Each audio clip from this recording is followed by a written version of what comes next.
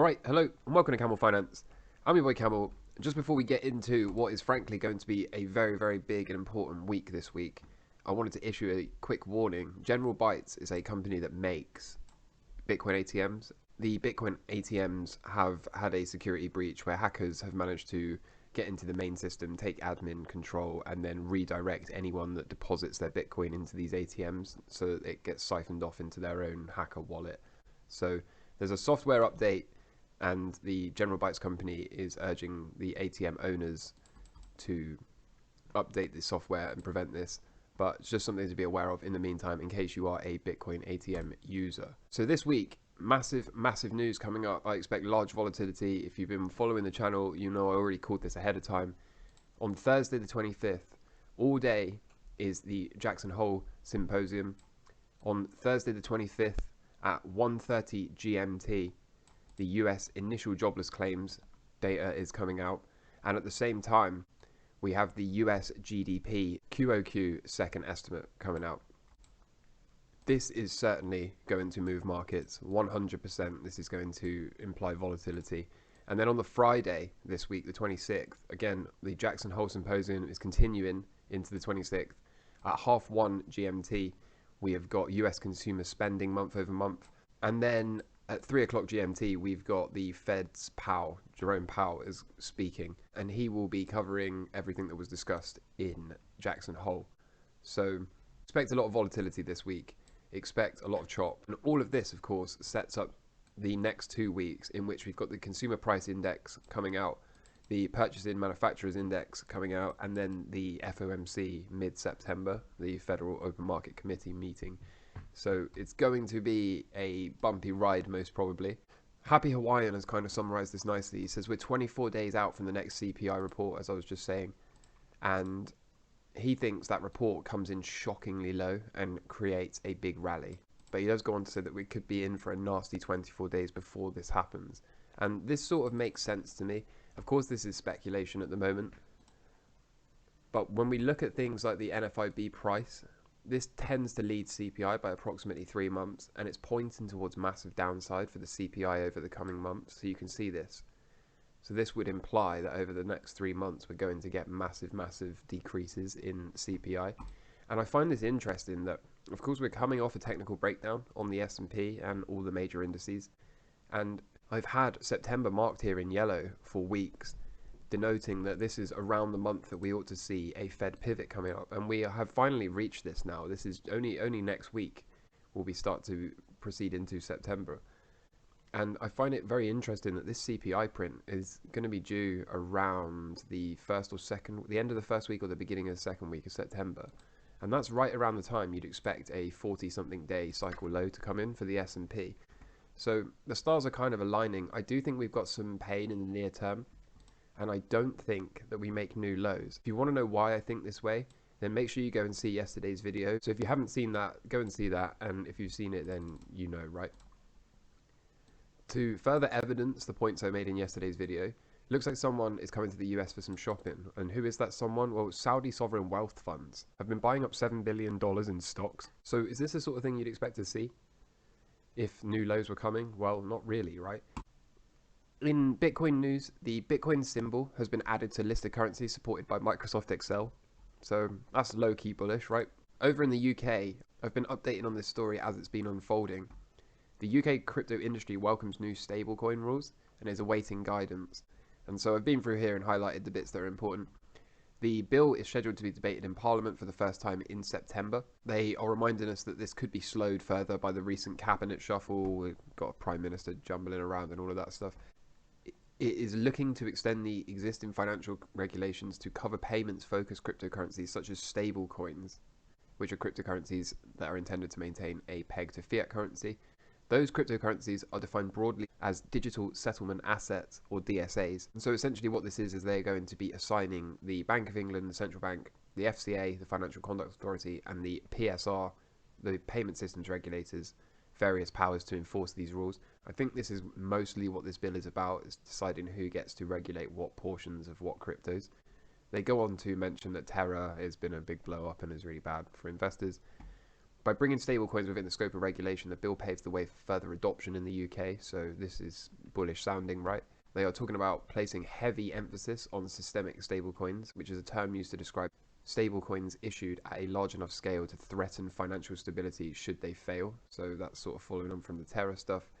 The UK still has zero explicit regulation for cryptocurrencies, and the new bill doesn't clarify whether a DSA service provider is allowed to operate, indicate how that provider should operate, or who needs to authorize it. The UK government is also planning discussions on wider digital assets to include Bitcoin for later this year, and will be crucial in understanding where it really stands on crypto friendliness. So we will get to see whether they really are going to be living up to what they said and trying to make the UK a hub for crypto. The Bank of England will need to authorize any stablecoin, and this is really what this is all about here. The proposed rules indicate the Bank of England will have the final say over stablecoin issuers that could threaten the UK financial system or the central bank's ability to act in its capacity as a monetary authority. Meanwhile, the FCA will probably continue to focus on what they call consumer protection, and it just reminds us that delays are likely going to come because of this cabinet shuffle until we get a new prime minister, so on and so forth.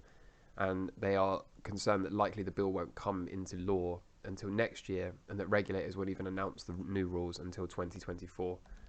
So I will continue to update on this. We've got a leading diagonal here, 1 2 3 4 5, a drop down into a 1 2 3 4 5 extension. And why am I showing you this? Well, because this is exactly what Bitcoin is doing now. 1 2 3 4 5, a drop down into a wave 2, and so long as we do not form a new low, so long as we do not take out the prior low at 17.5, this pattern is valid. So will this occur, won't this occur, I don't know, but as I've already mentioned, especially if you've seen this video, there's a good chance the lows are already in, and therefore that pattern may well be on the cards. In addition to this, for Bitcoin, you can see in 2014 we came down to the bottom, made it back up to the middle, retested the middle, and then we went. In 2018 we did something slightly different. We came down to the bottom, we went up to the middle, we held this for a while, we sort of just rode along it before breaking out, right? And now in 2022 we appear to be kind of repeating 2014. We've come down and touched the bottom, we've made it back up to the middle, kind of moved up towards the top, and now we're coming in for that retest. So assuming we can hold the mezzanine, this middle line, there's no reason to suspect that we're not going to repeat this sort of bottoming formation here that we did in 2014. And if we were to lose the mezzanine, then this would be a first warning sign in my opinion. Furthermore, you can see that if we use a monthly chart, we're just right inside a parallel channel, making higher highs and higher lows. So the next higher high due to come over the coming years could send us well into the six figures. Peak network capitulation is the network spent output profit ratio, 14-day exponential moving average. More confluence, we have got the Bitcoin entity adjusted SOPR coming down into this green capitulation zone and then leaving, and that triggers the bull run for Bitcoin's price. The exact same is true in 2018, and now look at us go, building momentum out of here. So is a retest on the cards? I think quite possibly, but do we make new lows? I really don't think so. Going into this week, the dollar is going to be in focus. Currently bid, isn't it? And right into resistance. I expect to see this get rejected pretty sharply, but of course it all depends on this Fed meeting on Thursday, so I expect a lot of volatility in the meantime. The S&P, we're looking to get some level of deep correction here, I think, and then we can start to think about this Fed pivot at the end of the week. So, but I think there's a lot of chop in there, so make sure you trade safe. The same is true of the Nasdaq, of course, and the Dow. I've been publicly long volatility. That seems to have been the right call so far.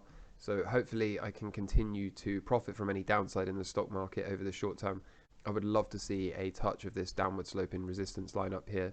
Will we get that far? I don't know. I wouldn't be surprised to see it fail halfway up perhaps. So long and strong for now, continue to push. UKX stopped out, as you can see, on this wick, so that's absolutely fine. That was a great trade, really great trade. Take a look up here. Here we are. So 4.5%, 322 points, absolutely brilliant for a 22-day swing. So happy days here. I will keep an eye on this, and no doubt there will be trades coming up in the future, so make sure you subscribe if you want to see those. Real, are we going to make it down to the bottom of this? I like the idea of buying at support down here, and I say that because this would actually be just to the top of the range. You can see it's 70%, and then if we can actually get up there and break out, the trade from the bottom of the range to the target is almost a 3x. So for a stock, that's massive. Can we get down here? I don't know. Obviously, if I get down here, I'll notify, and the trade will look something like this. So I will notify of that if that's what I decide to do in the end. Keeping a close eye on this now. I might get a partial down here and then a partial if we can break out. I'll let you know, but we have got two very well-defined levels, haven't we? So as long as we've got a thesis and well-defined risk, then there's no problem with entering at either end of this. Anyway, I will let you know. I'm going to keep my eye on this closely. I'll let you know how I choose to play this trade. It looks like oil is trying to form a bottom, so my bias is still that it will roll over. We have not technically broken out on the strict line at the top here. Could redraw this with more strictness, but I'm not too worried about it at the moment. I'm also not too interested about it at the moment. And I do think even if it's to get a short-term pump, it's probably going to get crushed afterwards. So I will see how this goes. A lot of this will probably be set up based on Jackson Hole as well. So something to keep my eye on, but for now, not too interested. Gold. Looks like we are right back to break even on this trade, so we'll see what happens here. As I said before, if we can get a little bounce and an undercut of that low, I think that becomes viable. Same is true for silver. It looks like silver's maybe wanting to do one of those annoying stop runs and then go. We'll see how that plays out, and the silver miner's probably going to be even higher beta, of course. So we'll see how that goes. Not too worried at the moment, looking to add on any sign of reversal. Bitcoin, I think, is going to wander up here. I've already said this. Going to wander up here and drop down into the 60-day cycle low, which is denoted by the vertical green line. And then I think we can long from there. So we'll see how this goes. I will continue to update, but likely not going to see a trade from me for another 20 odd sessions on Bitcoin. And the same is true of Ethereum. We played the cycle low trade last time, and that got us in really early. So I'm going to attempt to do that from wherever we form, but kind of flat and waiting to see something set up at the moment. Yields still pressing up. This is the major level for yields. We really don't want to see this breached, or the stock market's going to get absolutely crushed. So we'll see how that goes. So that's it from me. Make sure you trade safe out there. There's an awful lot going on this week. As I've already shown you, all of this stuff is going to drive markets wild, in my opinion. So there's definitely going to be some opportunities coming out of all of this, but I think it's important, particularly as a swing trader, to sit tight, be patient, and wait for the trades to come to us. We don't go chasing anything. So quite possibly going to do nothing this week apart from keep an eye on everything and wait for the trades. I wouldn't really expect many to set up this week, so it might be quite a quiet week in terms of executing. But next week, I suspect there will be a whole heap of opportunity. So I will make sure I continue to update. Make sure you hit that subscribe button and turn the notifications on if you want to see how I deal with these markets in real time as a swing trader. And in the meantime, look after yourselves. Take care. All the best. Cheers. Bye.